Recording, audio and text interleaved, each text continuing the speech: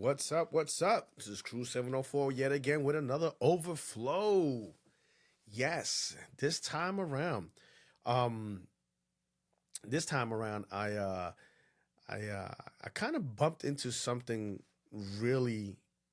I'm not saying I'm hating or anything like that, but it's something that I caught on watching YouTube. Nowadays, I've noticed. Let me lower this a little bit. Nowadays, that I noticed, um, there are a lot of artists out there who are coming, I guess, coming to terms with Christ, and I guess, they're coming to church, and now they're becoming performers of certain churches. There's nothing wrong with that, but when you got to understand that there's a lot of vetting out when it comes to certain things like that. Are they doing it because of their career? Are they doing it because they genuinely want to come to Christ? What are the motives? Are they just doing it for clout? And this is the reason why sometimes when an artist comes to Christ, I understand that the heavens, they celebrate, but then what happens after? And I believe that a lot of churches and a lot of ministers and pastors take advantage of that because of the popularity of it, the influence of that person to bring, and this is, they say, they could bring the influx of the people in and be like, all right, we can get more sales with this person. And I think that's like almost like a bait and switch. You're using something that, yes, I understand he's saying worldly and stuff like that. Now you're using them in, and now you're using them on a fish on the hook on the line, and say, all right, here you go, and then you put them on the pulpit, and sometimes the things they say is out of whack. But I just saw a video with, and I believe you know who he is. He is a pastor. His name is Montel Jordan. And granted, back in the days, I like this movie. I like this music too. Back in the days, I mean, it was a concept of then. I didn't know no better, but now I do. But the way it all came together is just very, very, to me, it was kind of leery and stuff like that. So I want to show you a video of that. All right, here we go.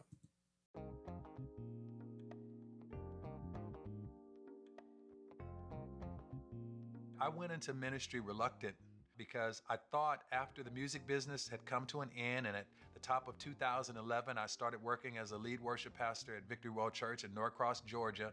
My day 2 on the job, I got there and there's this license, a ministry license on my desk that says Pastor Montel. Okay, now this is what I'm talking about.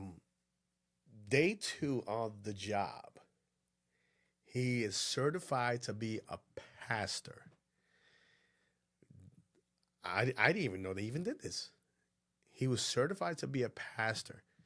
Now that's kind of like, that's a little bit off for me, a little bit, because to me, I believe that there should be some sort of theology, hermeneutics, eschatology, something to give you a sound foundation of like, all right, I understand I'm here to do something, but the main key here is the word of God. The main key here is, what do I know? What is it that if someone comes to me that I can say, all right, Lord, what is it that in your scriptures that I read that I can help him with?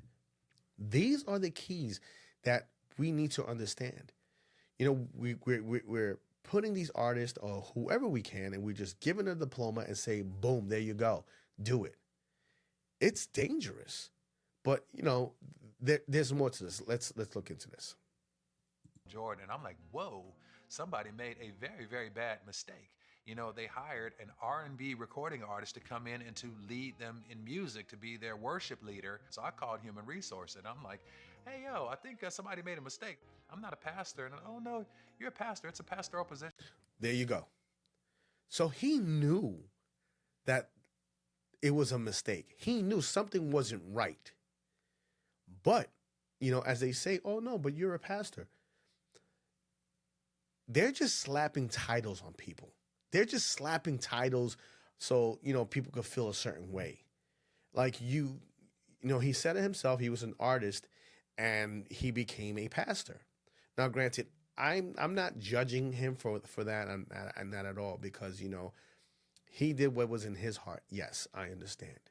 But when churches are doing things like this, when they're just making anyone into a minister, whether you're a lay minister, whether you're a bishop or anything like that, there has to be some sort of accountability. There has to be some sort of, I need to know what I'm doing, because you know what? You just don't give a pair of car keys to someone that doesn't know how to drive. You don't do that. It takes studies. It takes time for you to get to the point of what? Of learning how to drive. But when if you're just giving somebody a pair of keys to a brand new car and they never driven before, you're bound for disaster.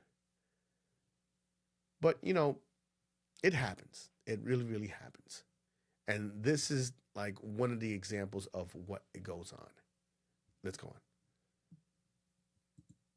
It's a pastoral position. You can marry people, bury people, baptize people.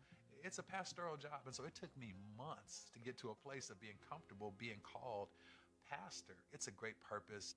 And now I'm Pastor Montel, and I'm cool with that. Where are they now? And you already see where it's coming from.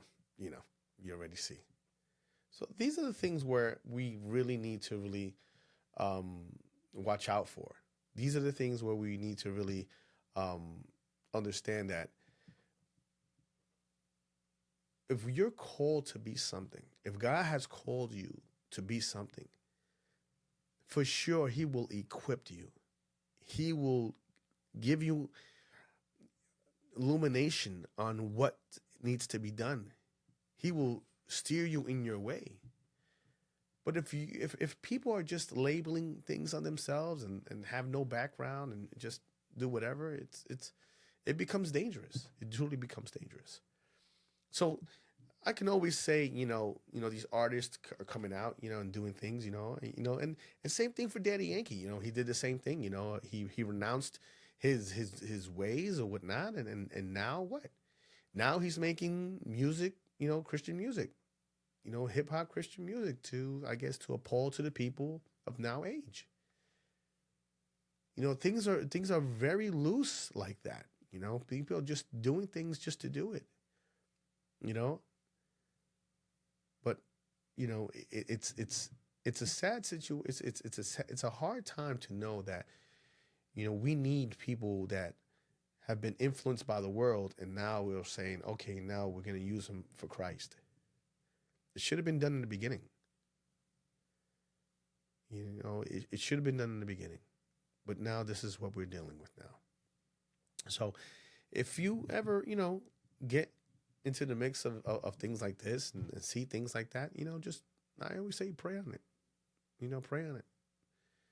Is this God really, is God really using this person? Or is it out of his own selfish motives and stuff like that? Or is it the church as well? Think about it. Things happening. Things are happening.